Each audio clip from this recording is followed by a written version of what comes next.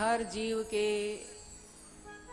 दूसरा जन्म, नया जन्म होता है जब वो गुरु की शरण में आता है और गुरु से गुरु दीक्षा लेता है। उस दिन उसका नया जन्म होता है।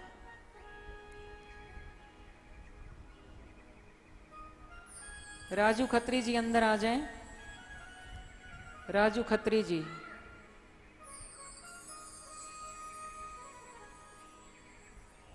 एक व्यक्ति बड़ा अपराधी था, चोरी करता था हमेशा। एक बार चोरी करते हुए किसी महाजन की उसने संपत्ति, धन चुराया और भागकर जा रहा था।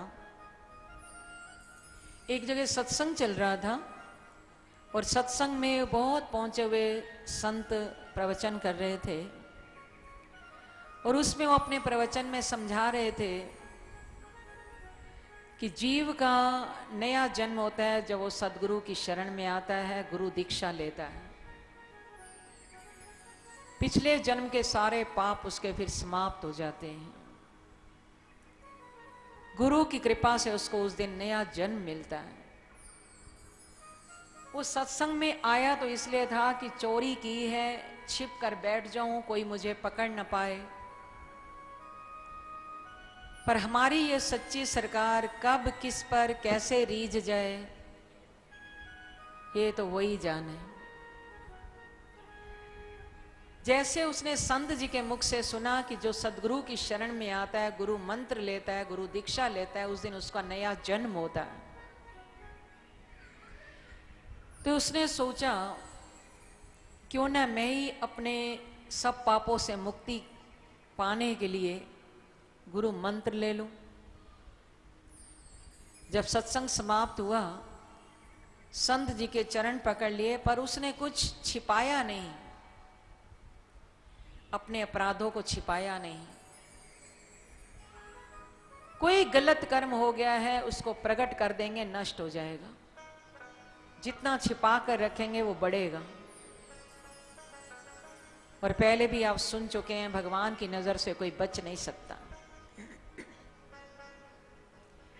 तो उसने उस संत जी के चरणों में प्रणाम करके कहा, हे गुरुदेव, क्या मुझ जैसा पापी भी गुरु दीक्षा लेकर अपने पापों से मुक्ति पा सकता है? क्या आप मुझ पर कृपा करेंगे? मैं बहुत पापी हूं, अपराधी हूं। सब उसने बता दिया। मैंने दुनिया में बहुत पाप किए, इस जीवन में मैंने बहुत पाप किए। तो उस महात्मा जी ने कहा, सोचा कि आज अगर इसके मन में भाव आया है तो इसका इसी समय उद्धार करना चाहिए। हो सकता है कल को प्रभु की माया आए और कल फिर भी गलत मार्ग पर चलने लग जाए। महात्मा जी ने कहा, क्यों नहीं, इसी समय तुम अगर गुरु दीक्षा लो, तुम्हारे पिछले जन्म के सारे पाप कट जाएंगे, तुम्हारा नया जन्म होगा। जो उनका विधि विधान था, मुंडन कराया, उनको तिलक लगाया, कलावा बांधा, गुरु दीक्षा दी, गुरु मंत्र लेकर वो अपने आप को इतना हल्का महसूस करने लगा कि जैसे मेरे सारे पाप जलकर राख हो गए हों। इतने में वो करते करते 1-2 घंटे बीत गए। अब जिस महाजन का, जिस सेठ का उसने धन चुराया था, वो पीछा करते करते पहुंच गए यहां। तो उस सेठ ने देखा तो पकड़ लिया इसको कि चोरी करते हो और फिर सत्संग में आकर ये मुंडन कराकर अपने चोर को, अपने पाप को छिपा रहे हो। चल मैं तुझे राजा के पास लेके जाऊंगा। उस महाजन ने उस व्यक्ति को पकड़ लिया, सीधा राजा के पास गए। पहले सीधी बात होती थी प्रजा की राजा के साथ।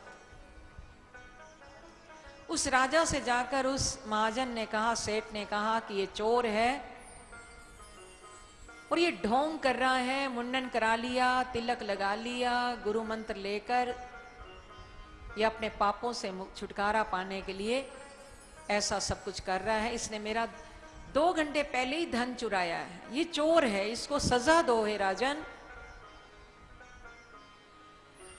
तो राजा ने उस सेठ की बात सुनी तो इस चोर से पूछा, इस भक्त से, अब जो वैष्णव बन गया था, कि तुम अपने बारे में कोई सफाई देना चाहते हो, कुछ बोलना चाहते हो? उस भक्त ने कहा कि हाँ राजन, मैं ये सत्य प्रतिज्ञा करके कहता हूं कि मैंने इस जन्म में कोई पाप किया ही नहीं।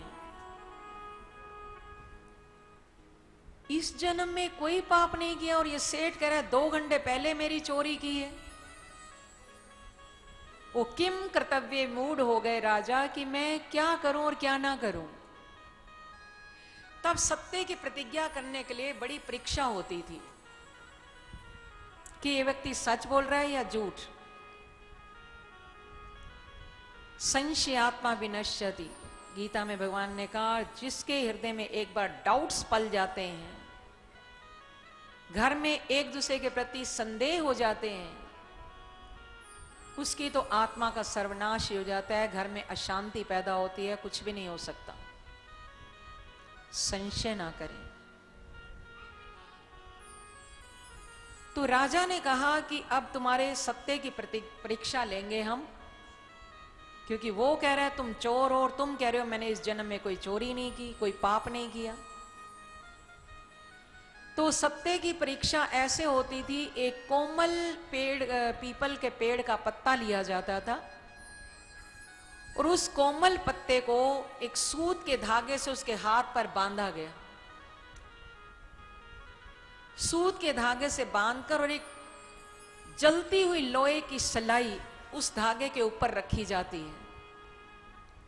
और राजा का आदेश था 7 कदम चलो, अगर तुम्हारे 7 कदम चलने पर ये सूत का कच्चा धागा इस अग्नि से जल गया तो तुम झूठे हो, अगर नहीं जला तो तुम सच कह रहे हो।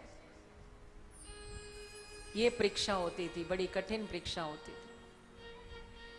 जैसे वो पत्ता सूत के धागे से बांधा गया, अग्नि की सिलाई उस पर रखी गई और उसको आदेश दिया तुम 7 कदम चलो। तो उस भक्त ने भरी सभा में ये प्रतिज्ञा की कि हे विधाता, हे सद्गुरुदेव भगवान, अगर मैंने इस जन्म में कोई पाप ना किया हो तो आप मेरी आकर गवाही दें, मेरे सत्य की परीक्षा करें। वो पूरे 7 कदम चल गया, पर वो सूत का धागा बिल्कुल जला नहीं, एज इट इज रहा। राजा देखकर हैरान हो गया, तो उसने सोचा ये सच कह रहा है, इसने तो कोई पाप किया नहीं, अगर पाप किया होता तो ये जल जाता धागा। तो उस सेठ से कहा तुमने इसके प्रति जो झूठ वचन बोले हैं, अब तुम्हें इसकी सजा मृत्यु दंड दिया जाएगा। जैसे फांसी के तख्ते पर लटकाने लगे तो उस भक्त ने कहा रुको राजन, इस सेठ का भी कोई कसूर नहीं, ये भी जो कह रहे हैं सच कह रहे हैं और मेरे सत्य की परीक्षा तो हो ही चुकी है। राजा ने कहा ये भी सच कह रहा है, 2 घंटे पहले तुमने इसकी चोरी की और तुम भी सच, इतनी बड़ी परीक्षा देकर सत्य साबित हुए कि तुमने आज तक जीवन में कोई पाप नहीं किया, ये 2 बातें कैसे हो सकती हैं? तो उस भक्त ने कहा, जो अभी अभी भक्त बना था, उसने कहा राजन मैंने 2 घंटे पहले चोरी की और मैंने जीवन में बहुत पाप किए, बहुत चोरियां की, बहुत अपराध किए, पर अब 2 घंटे पहले मैंने एक सतगुरु की शरण ली और जब गुरु दीक्षा दी उन्होंने, तो मेरे सतगुरु ने कहा कि आज से तेरा ये नया जन्म हुआ है। तो जब मेरा नया जन्म हुआ, इस नए जन्म में मैंने आज तक कोई पाप नहीं किया, तो मेरे पहले पाप तो सारे कट गए। ये तो मेरा नया जन्म हुआ है, नए जन्म में मैंने कोई पाप किया नहीं।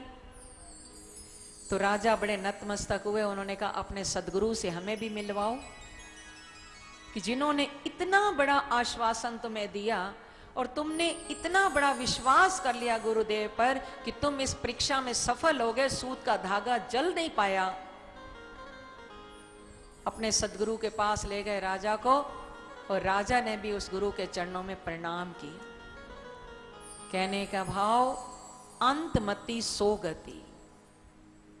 हर जीव के 2 जन्म होते हैं, पहला जन्म तो मां के गर्भ से मिलता है, दूसरा जन्म होता है जब हमें सदगुरु मिलते हैं। कितने भाग्यशाली हैं हम, जिन्होंने गुरु धारण किया, गुरु मंत्र लिया, गुरु दीक्षा ली। ये नया जन्म है। अब नया जन्म पाकर भी अगर हम अपराध करते रहे, गुरु मंत्र का जाप नहीं किया, फिर बहुत बड़ा दंड है वो भी बहुत बड़ा अपराध है कि हम गुरु मंत्र लें और उसका जाप ना करें।